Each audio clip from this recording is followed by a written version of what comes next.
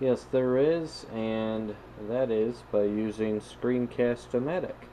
Now there are a number of different software titles out there for screen capturing, but as this is a very simple one, I want to demonstrate how to use this to show any kind of a demonstration of what you're doing on your computer. Now I have the installation file here, but the neat thing is you actually can run it directly from the website.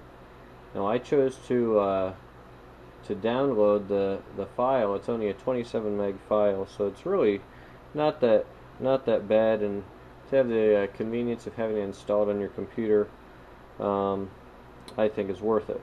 Now I actually do not have it installed on this computer yet, and I did that purposely because I wanted to show you how quickly you could install it. So here we are going through the installation.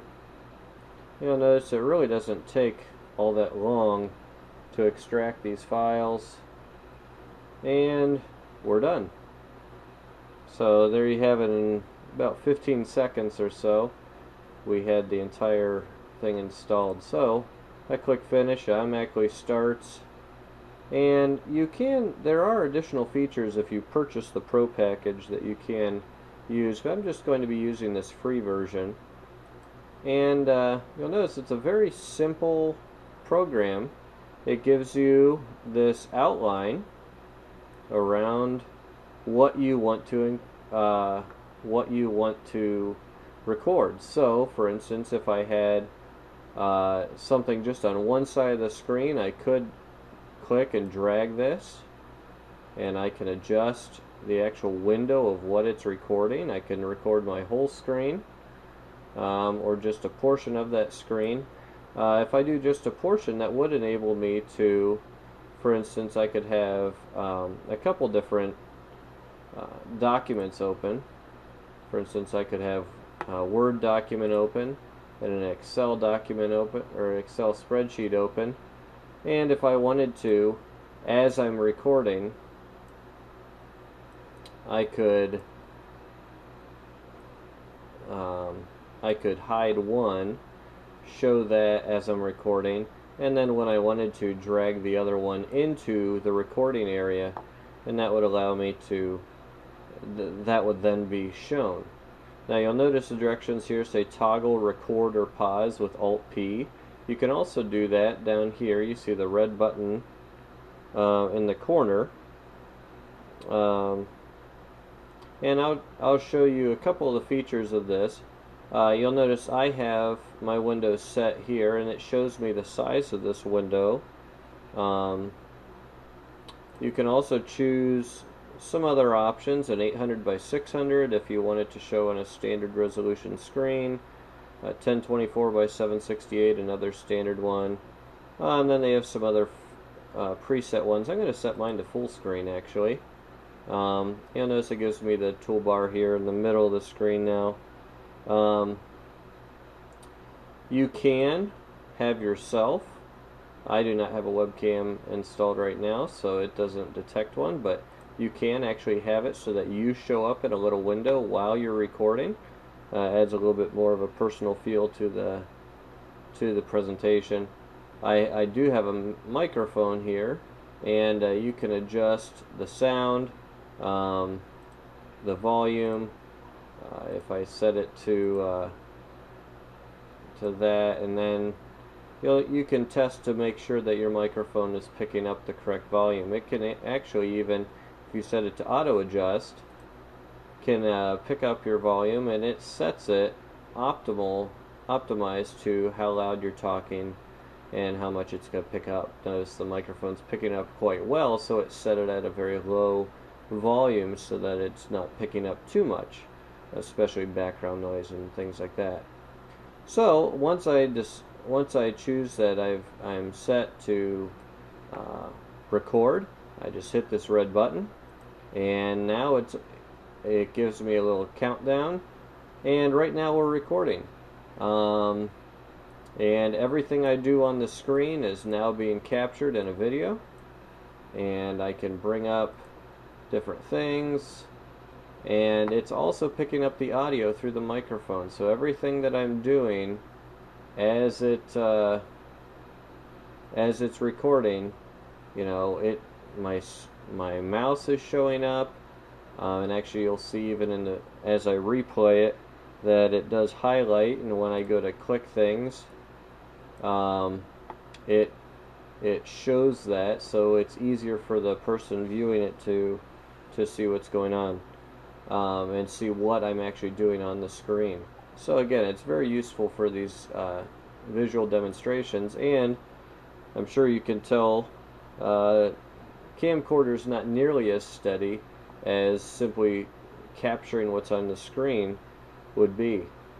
So I'll bring this back up, and I'll go ahead and hit done. Oh, it's actually paused. Must have clicked on something that paused it, but it's paused. Once I have finished with it, I can click done, and it brings up this screen. I can preview what I've done, and I'll click on that just so that you can see and hear the finished product.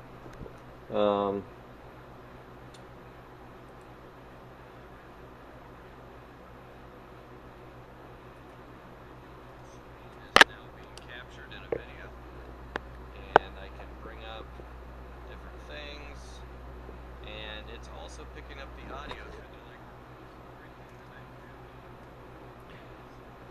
So you can see there that that here you have a good view of what it does with my cursor as I'm doing different things on the screen. You saw when I clicked, it turned kind of purple or blue, and then when you're done with it, if you choose not to keep it, you can just hit done with it, and it'll ask you to make sure that you want to delete it. You can publish it directly to ScreenCastTutorial online. You can publish it directly to YouTube, or, and this is probably what you'll do most of the time, you can publish it to an actual video file. You click on that, and it'll give you some options. You know, do you want it as a QuickTime, a Windows Media, the AVI format, a Flash, especially if you're going to post it online. The Flash is a good compact file. So I'm going to go ahead and do it as a Flash. You can choose which size to do it. You can add notes or captions. There are a couple other options. If you don't want it to show that halo around the mouse, like we saw on this one, you can uncheck this. If you didn't want to have any audio on it, you could choose to do that, or if you decided you didn't want the webcam, you could uncheck those, or you could check those. So there are some different options that you can do. But once you've got everything set the way you want it, you go ahead and click Save Video. You choose your location. I'll just save mine to the desktop, and you type in a file name. Let's call this demo, and you hit save. And it takes a few, depending on the file size, you know, anywhere from a few seconds to a few minutes to convert this and actually save it. And the nice thing is, it does, after it saves it as that format, it does give you the option to go back. So if you want to save it as a different format, or if you want to you know, add some things to it and then save it again, you can do that as well. So really just a nice program. You'll notice it's already done. I can close that out, and if I go find it here on my desktop, I play it, and we have the finished product. And on my computer, the Flash player plays right here on Real Player. So hopefully this is helpful, and again, just a really nice tool, very simple tool to use, and something that can really make opportunities to do example problems, or demonstrate different things on the computer very, very easily. Alright, and that is our Screencast-O-Matic.